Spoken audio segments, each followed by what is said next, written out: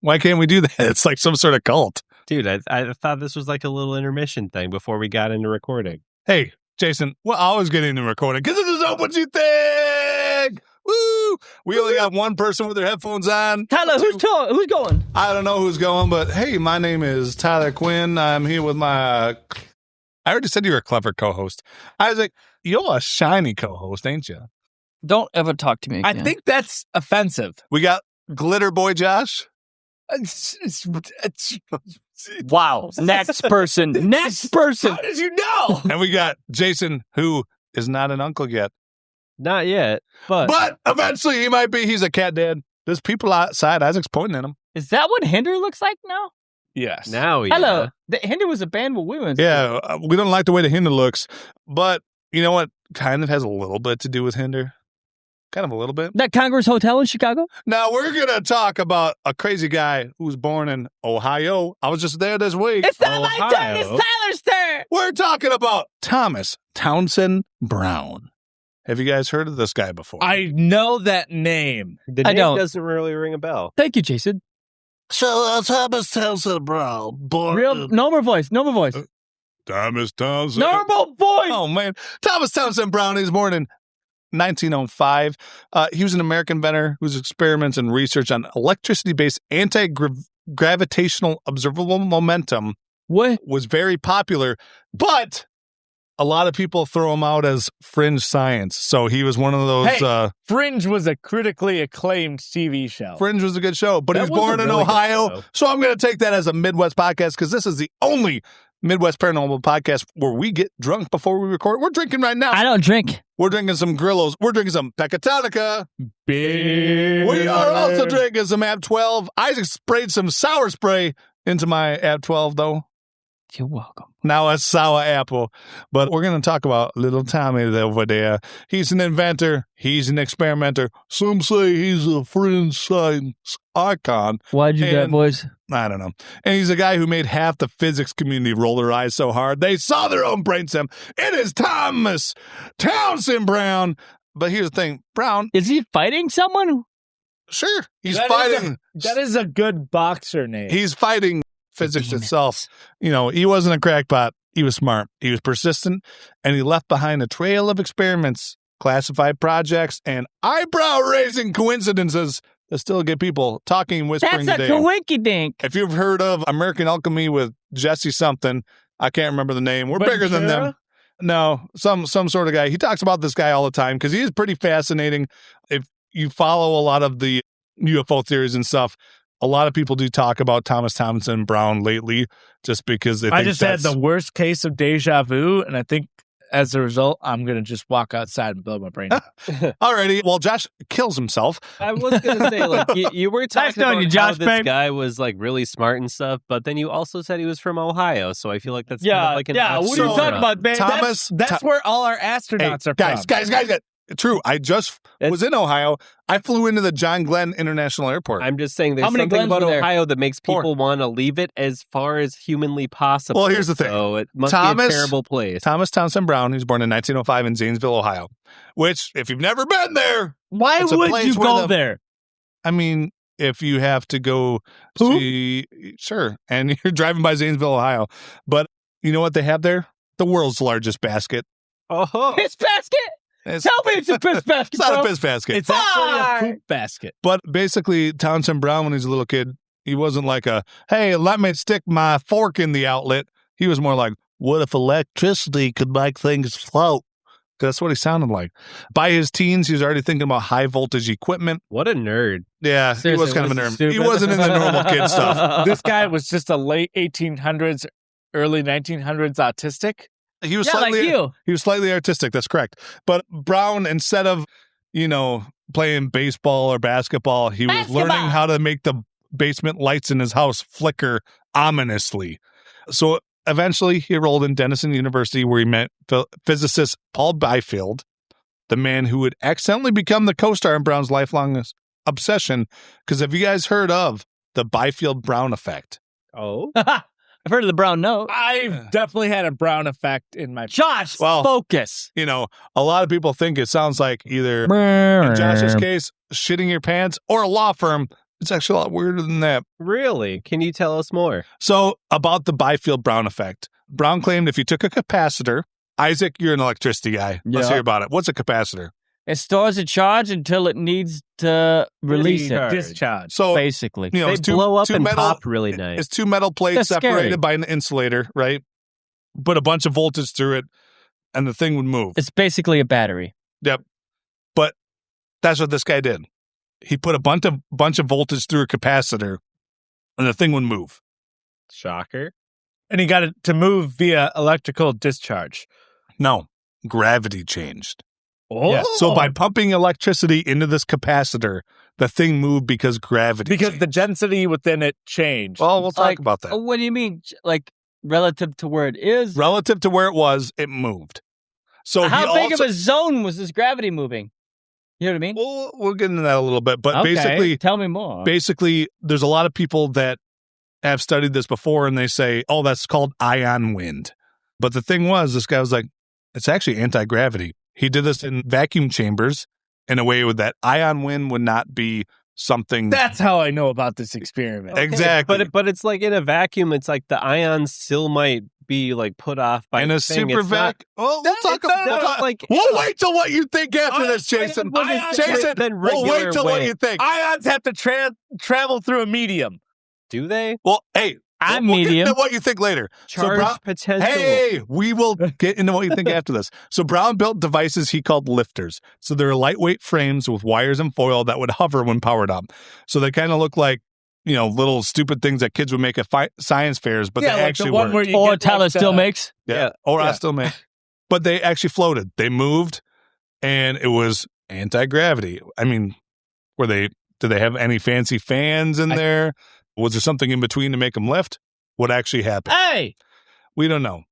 So here's when things get crazy. So a lot of people know Townsend Brown as the world's greatest radar operator. Radar! So he joined the Navy. He loved two things. I love boats, And men. and I love weird science. So Brown started pitching this anti-gravity idea to military brass. And instead of laughing him out of the room, they said, wow, that's really interesting. So interesting that we're going to make your work classified. Do they yell at him like that? Oh, yeah. They were like, hey, Mr. Brown, we're going No. to Hey, Hey, man. man. Hey, man. Hey, Mig, Hey, we're going to Mig. make your shit classified, man. did Mr. Brown ever try to make a boat invisible? We're going to talk They about can some make him things. teleport, babe. We're going to talk about some things. So he worked on projects involving propulsion, electrogravitics, and other words that sound like they belong in a 1950s sci-fi comic. Baloney science. No! Sure. So most of his work was actually buried under layers of secrecy and conspiracy. Ooh. A lot of his work actually vanished entirely through classified documents, and just enough of Just it like leaked. Tesla's. Just like Tesla's. Nicola! Hey, Donald Trump's uncle got all of his files Yes, that he eventually went to the FBI. So P.I. but some of these files Private leaked out. investigator. Thank Some of you, these Josh. files leaked out enough to make conspiracy theorists start looking at it. So there's rumors, unproven as of now, but persistent, that most of the UFOs that people see around the world and the propulsion that the UFOs use is made Element from the 115. Sure. Heck, that's Dave Lazar. That's Lazar. We could get into that. But it's from Townsend Brown's ideas. So they're saying the anti-gravity effect that a lot of these crafts are using may be military, maybe Do you think that's- extraterrestrial. Do you think that's We'll what the- talk about what we think. Yeah, later, Josh, seriously, focus, bruh. So in the 1950s, after he was in the Navy, he went public with his research. So he demonstrated the lifters to journalists and scientists and anybody that would see it. This is like public display of science, which I feel like in the early 20th century, a lot of people did, or even the late 1800s, right? Like Edison and Tesla and everybody, they showed their projects to the world, where now I feel like science is stuck in skunk works and all these like You never hear about it anymore. Raytheon and weird things. So aviation magazines back in the day even started publishing articles about electrogravitics. So the idea that electricity could manipulate gravity.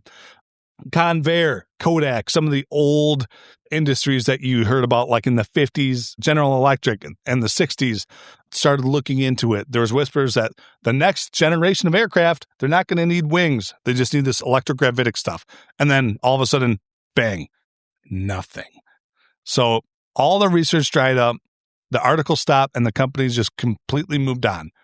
Someone flipped a switch and was like, hey, we got to stop talking about them. Some people did say it was the ion wind.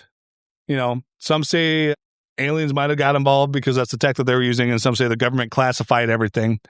Some say that companies like Raytheon and other folks might have just came in and said, hey, stop talking about that. We're handling this. But I'm not sure any of that is true, but Brown still kept working on things. So he spent the rest of his life chasing that dream of electrogravitics. So he funded different research groups, wrote papers, and kept tinkering with these devices that could float and, display signs of anti-gravity. He never got the recognition he wanted when he was alive. He never convinced mainstream physics people, even though he was like the world-renowned radar tech, right? So he was... Yeah, he clearly knew at least something of what he was talking about. Yeah, and he was well regarded by his peers in that, but then they called him a crackpot for this. And part of his, story was he even backpedaled on some of this later. He's like, it's a crazy... He's even said it was a crazy idea, but it was something that worked. So he had to backpedal a little bit and then just kind of, stuck on some of the things that he was doing that was non-questionable. So, here's the question. Was Thomas Townsend Brown, did he actually invent anti-gravity things? Like we've all heard of like the Glocka, right? The bell. Yeah. A lot of things are like, oh, we put we put enough electricity through this. I know it's bismuth, and there's some other elements. Isaac brought up element 115. 115. Is it bismuth and gallium? 115's already been proven, though. It's actually works. So is there such thing as electrogravitics? Can you create anti-gravity fields or waves? We'll talk about what you think, buddy. I thought you were already doing that. And was poor Townsend Brown, was he, did he know what he was talking about? And did he kind of get ostracized for no reason because the big government companies took this over? Are some of the UFOs we see today based off of the Townsend Brown effects? I think this is actually one of the more fascinating topics, and I wish we could actually spend like 45 minutes talking about this because there's a lot more to get into. A lot of the anti-gravity stuff, people pushing scientific inventions down the road because they're like, hey, this doesn't work, but they're actually working on it in a secret or classified word. Yeah. And Josh brought up Tesla, right? So like Tesla also had all these inventions and these crazy things like free energy and that kind of stuff. Yeah. This is one of the weird episodes we get into. It's more about a concept than a thing that happened. But I'm going to go in, or I'm going to ask you guys. So, was Townsend Brown, was he a guy that was kind of a crackpot? Like, is this idea actually real? And even if it is real, is it something that's applicable to large craft? Or what do you think about this subject? We'll start with Josh. So... specifically with Townsend Brown, his idea of his lift generator works. 100% it works. You can make small, light craft fly with it. From what they can tell is that it works off of the electromagnetic differential in the atmosphere. So that's the different electric charge between higher and lower atmosphere. It's hard.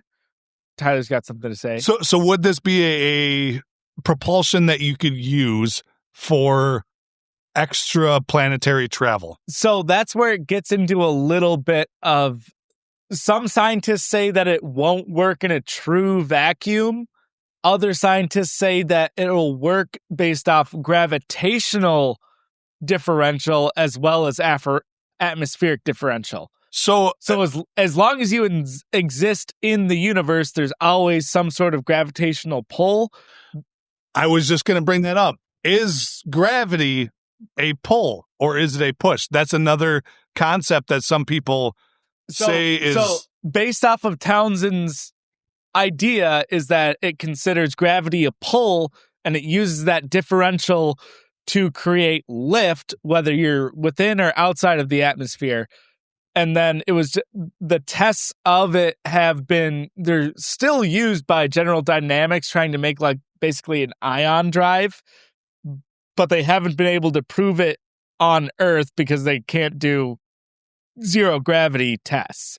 But on Earth, they've been shown that in a micro vacuum that it's able to create a minor amount of lift. And it is very hard to have a true industrial size level of a vacuum, right? Yes. It's really expensive to make a true vacuum like you'd see in space or somewhere else to do these tests. And also, all these tests are done in actual gravity, whereas if you were in true zero gravity, any amount of lift would compound exponentially, where you would start perpetually slower and then just keep speeding up and speeding up and speeding up. Like a solar sail. Yes. Nah. So I'm actually going to skip over Jason. I'm going to come back to you because I feel like you're more of a critic on this.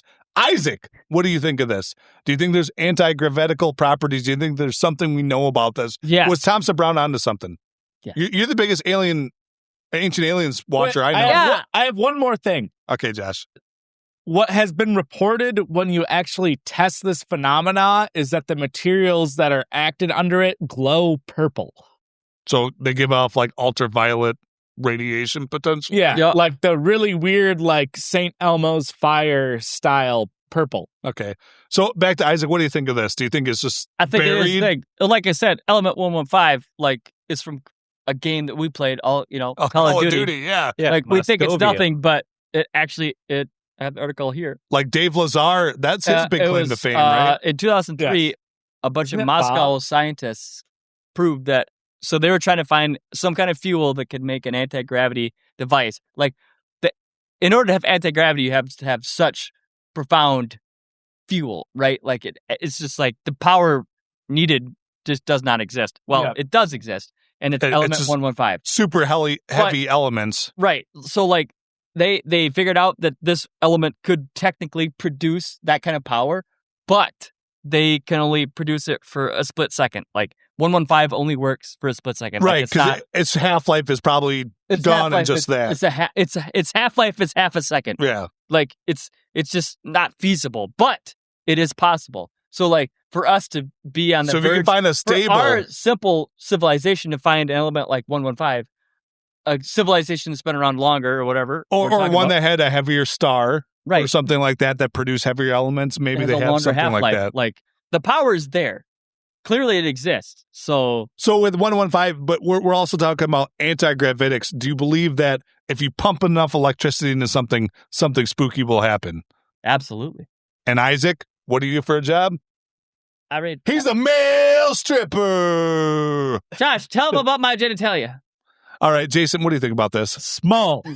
He's seen it. He's seen it. You seem like more of a critic, and I really want to hear this. Yeah, so like a lot of the stuff just seems like he's just trying to apply a lot of high voltage to shit and just see if something That happens. works, Jason. He's saying, I mean, but is that not just what it kind of like feels? what about Madman Mike? Oh, he had a whole Jacob's ladder, and you see the voltage going up the line, so that must mean the electricity's there, so things happening, right? Right, That's how but that works.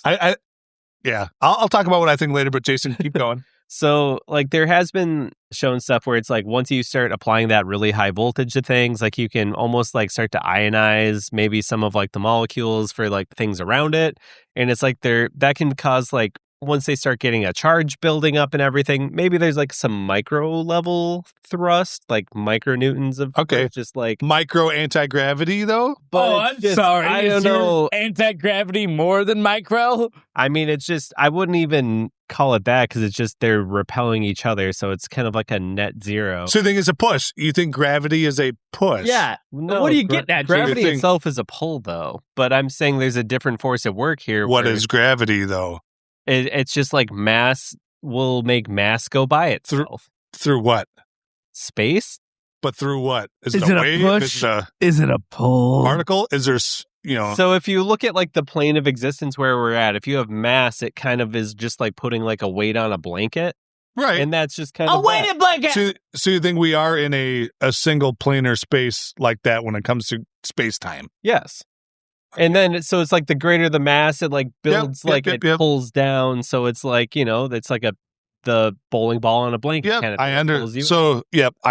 So I prefer to imagine an infinite amount of blankets being pulled in, focused around a Yeah, singular sphere. so I mean, we're getting really science heavy in this episode, so I'm And sorry. I'm not a scientist. So you're more talking about Einstein's theory of relativity, Isaac, if I then, pee like, on electricity, the small scale, okay. spooky energy, quantum entanglement. I am a Yeah, scientist. I don't really think like the applying a voltage to thing and gravity are really like working in the same wavelengths there. Like the Literal wavelengths. well, I What don't if know. they are? Okay.